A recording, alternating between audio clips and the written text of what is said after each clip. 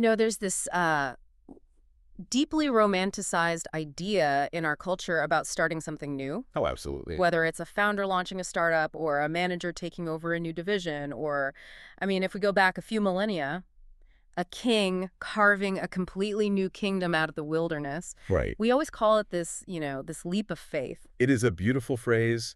It is also, honestly, a terrible strategy. Yeah, right. Because if you leap without looking, gravity tends to win. Gravity always You wins. don't land, you crash. Exactly.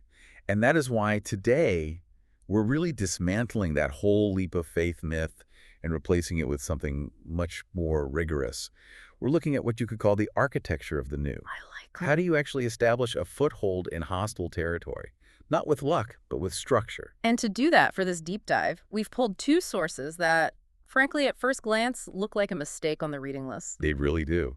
On one side, we have the Arthashastra by Kautilya, which is a handbook on statecraft from ancient India written about 2,300 years ago. So think Machiavelli, but with way more administrative detail. Way more. And on the other side, we have the absolute Bible of Silicon Valley marketing, Crossing the Chasm by Jeffrey Moore. Plus a specific slice of Jim Collins' Good to Great, just to help us manage the people side of things. It sounds like a chaotic dinner party, but the mission for you listening today is actually very focused. Hmm? We are going to prove that the mechanics of settling a physical territory in 300 BC are basically identical to securing a tech beachhead market in 2024. The tools change, right? Swords become software. Mm-hmm. But the underlying geometry of the problem is exactly the same. It really is. We are going to be analyzing a very specific sutra from Kautilya Sutra 2.1.1, which deals with Janapada, or settlement. Right. And we're mapping it directly onto Moore's strategy for crossing that chasm from early adopters to the mainstream. So let's get right into the weeds. We are starting with the where. You're the king or, you're the CEO. You need to expand. How do you choose the land? Kautilya gives you a binary choice right out of the gate. He does. The sutra opens with this phrase, Bhutapurvam Abhyutapurvam va Janapada, which translates roughly to land that has been formerly settled, or land that has not been settled before. Okay, hold on. Formerly settled, that implies ruins, right? Like abandoned villages. Yeah, That sounds like you're buying a fixer-upper. essentially, yes. It could be land abandoned due to famine or disease, maybe war.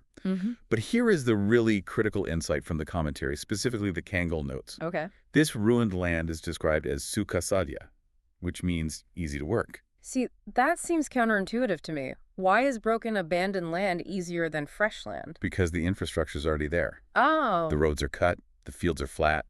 The real heavy lifting of civilization has already been done by someone else. You just have to basically repopulate it. Right, okay. Compare that to the second option then. Abhutapurvam. Not settled before. Virgin territory, the jungle. The commentary calls this duhasadya, or difficult to work.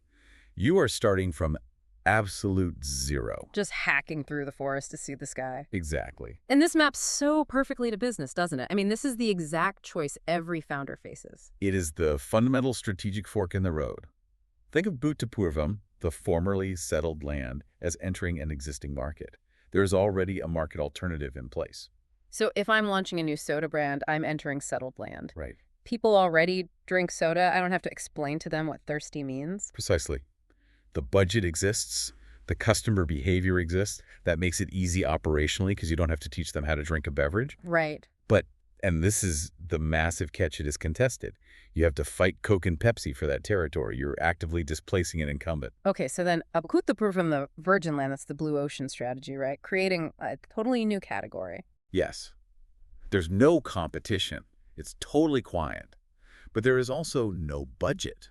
No one actually knows they need your product yet. You have to educate the customer from scratch. Completely. And that is the difficult path Kautilya is warning about.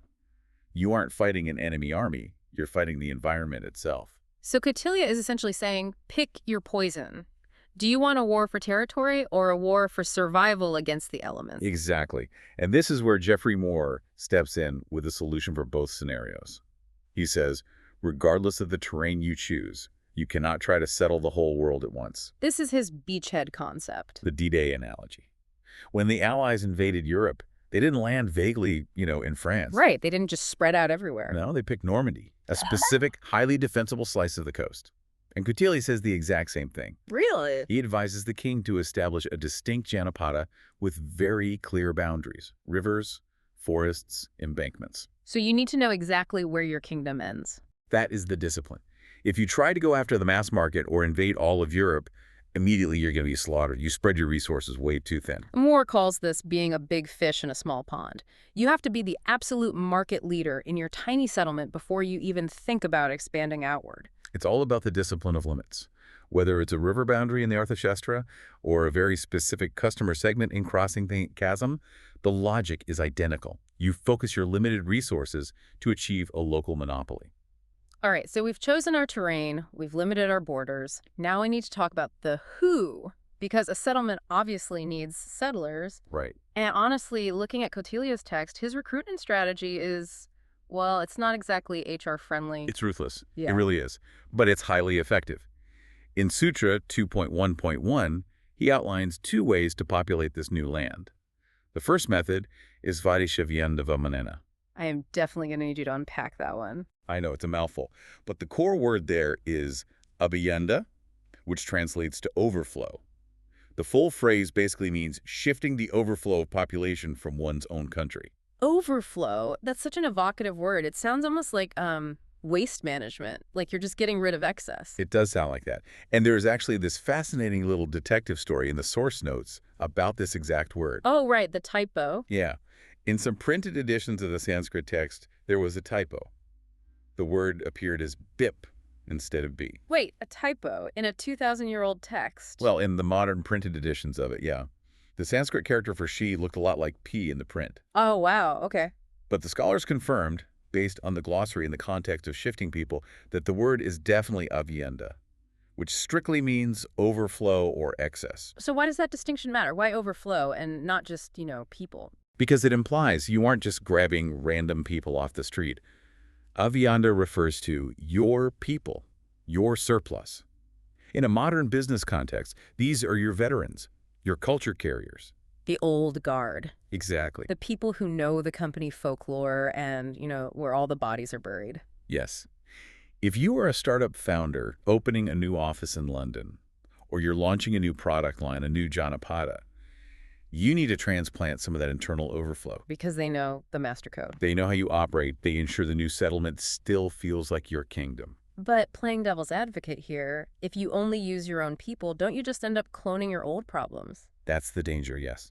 Or worse, you send people who are great at the old way into a totally new environment and they just fail. That is exactly the risk.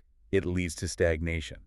And that is exactly why Kautilya gives us the second method, which is prajapavahana, meaning bringing in people from other lands. The external pull. But look closely at the definition of a pavahana in the notes. It's not just inviting them over for tea.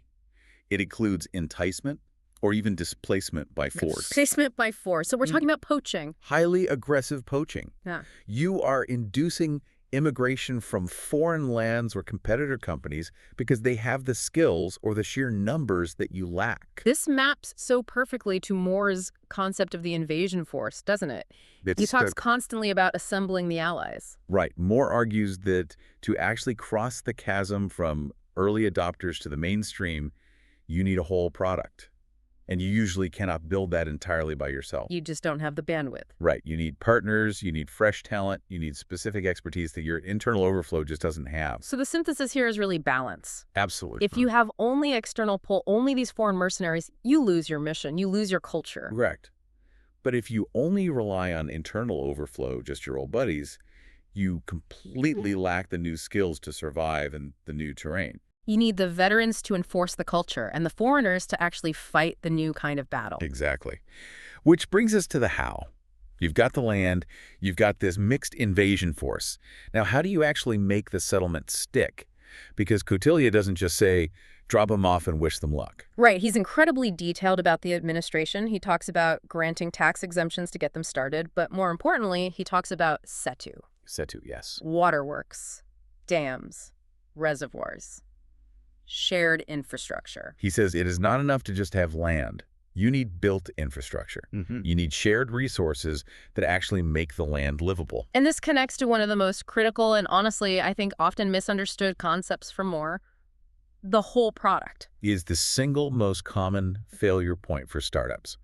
Moore says that the early adopters, the visionaries, they're totally okay with a buggy prototype. They'll patch it themselves, right? They love tinkering. Exactly. But the pragmatists, the people you were actually trying to settle in this new mainstream market, Yeah. they need the whole product. They need the water, the roads, the dams, and the police force. They are not going to build any of it themselves. Never. They want a complete, ready-to-use solution. If you sell them a car, they expect gas stations and mechanics to already exist. Right. The source material gives a fantastic example of this. Documentum. Oh, right. The document management company? That sounds incredibly boring. It is incredibly boring. Yeah. But that is exactly why it works so well. Document management is this huge, vague category. They could have tried to sell to absolutely everyone. Mass market. Right, but they didn't. They chose a tiny, highly specific beachhead, regulatory affairs in pharmaceutical companies. That is just microscopically specific. It is, but because it was so specific, they could build the entire infrastructure for it. They handled the specific FDA forms, the specific approval workflows, literally the digital equivalent of Kautilya's Setu. Oh, wow. They made it so that for a pharma regulatory manager, the product wasn't just a tool, it was a complete ecosystem. So they didn't just sell the software, they built the dams and the roads for that specific tiny village. And because they totally dominated that small pond, they became the gold standard. Only then could they expand to the rest of the enterprise. Validating Kautilya's rule. Secure the Janapada first, make it totally self-sufficient, and only then do you look outward. Exactly. You know, there is an attitude underlying both of these texts that I really want to touch on, because it's not gentle. Moore explicitly calls entering the mainstream an act of burglary. He does. He says it is a pure act of aggression. You are breaking and entering into a budget that currently belongs to someone else. And Kautilya, as we just discussed, uses terms like enticement and force. It effectively dispels the whole myth that a good product just wins on its own merits. Right. Like if we build it, they will come. Which is not a strategy, it's a prayer. Settlement is an intentional, forceful disruption of the status quo. Yeah. You are taking resources, land, money, talent, and aggressively reallocating them to your new order. That requires a certain level of, let's call it executive will. Well, speaking of executive will, we have to talk about what happens when things go wrong inside the settlement. Because Kautilya actually warns about internal threats. He does. He talks about seducible and non-seducible parties. Basically, who within your own ranks can be turned against you. And this is where we really need to bring in Jim Collins and Good to Great. Because if you're building this new foothold, you absolutely cannot afford passengers who are, drilling holes in the boat. The concept of getting the wrong people off the bus. Exactly. It connects right back to that discipline we talked about earlier. There's that incredible story in Good to Great about Dave Scott, the triathlete. The cottage cheese guy. The cottage cheese guy. This represents the ultimate culture of discipline. Dave Scott would literally rinse his cottage cheese to get the excess fat off. Which is insane. It's a tiny obsessive detail. Yeah. But if you were trying to win the Ironman or, settle a hostile territory, you need people who share that exact level of discipline. So, in Kautilya's terms, if you have people in your invasion force who are rolling their eyes at rinsing the cottage cheese, they are seducible. They are the weak link. Yeah. In Kautilya's terms, they're massive liabilities. If the settlement is going to survive the difficult phase that Duke Hasadhya, you need a team that is culturally locked in. You need the non-seducible. Exactly. So maintenance isn't just about fixing the literal dams. It's about maintaining the human integrity of the settlement. Absolutely. And once you have that internal integrity locked down, you look outward to the final piece of the puzzle. The gatekeeper. The Antipala. The frontier guard. Yeah. Kautilya is incredibly clear on this. You cannot settle a country if you cannot secure the gate. The Antipala controls the flow of goods and people. They collect the tolls. In our modern context, this is distribution, right? Distribution and pricing. It is the final stage of Moore's invasion. You have to control the channel. Because if you have the best product, the best land, and the best team, the best settlers, but you can't get your product to the customer. If the gate is locked, or if someone else controls the toll road, you lose. It's the whole product delivery mechanism. You absolutely have to own that access point. And you have to defend it ruthlessly. Just as the Antipala watches for enemies entering the state, your distribution strategy has to protect your price point and your brand from being commoditized by competitors. Man, So let's zoom out here and look at this whole architecture of the new. We've covered a lot of ground today, from ancient Sanskrit to modern B2B sales. It really all comes down to three pillars. Okay. First, choosing the terrain. Are you disrupting the old Bhutapurvam or creating the new Bhutapurvam? And are you actually disciplined enough to pick a tiny beachhead you can dominate? Right. And second is balancing the force. You need the Abhyanda, the internal overflow of veterans, to keep the culture intact, mixed with the Apavahana, that external pull of fresh talent, to actually execute the new job. Spot on. And third is securing the gate. You need the whole product infrastructure and a strong gatekeeper in your distribution to ensure that the settlement becomes permanent. It's just amazing how these patterns repeat themselves. Whether you're wielding a staff in a forest in 300 BC or a laser pointer in a boardroom in 2024, the fundamental rules of settling new territory haven't really changed at all. Because human nature doesn't change. The fear of the new, the deep need for security, the resistance to change those are constants. Yeah. That is exactly why Kautilya's advice on how to manage seducible parties is just as relevant today as Moore's advice on how to manage pragmatist buyers. Before we wrap up, I really want to leave you, the listener, with a thought. We talked a lot today about Abhyanda, the overflow. We did. It's very comfortable to rely on what you know and who you know. Oh, it's so comfortable. It feels safe. It feels like home. But here is the question for you. In your current project or your career or whatever settlement you're trying to build right now, are you relying entirely on your overflow? Are you just doing what you've always done with the exact same people you've always known? Or have you been brave enough to actually engage in a pavahana? Have you gone out and enticed the uncomfortable, completely foreign skills you actually need to survive in this new territory? Because if you haven't, you might just be setting up a campsite, not a kingdom. And campsites definitely don't last through the winter. On that cheery note, go identify your Normandy this week. Find that beachhead. Thanks for listening to this deep dive. See you next time.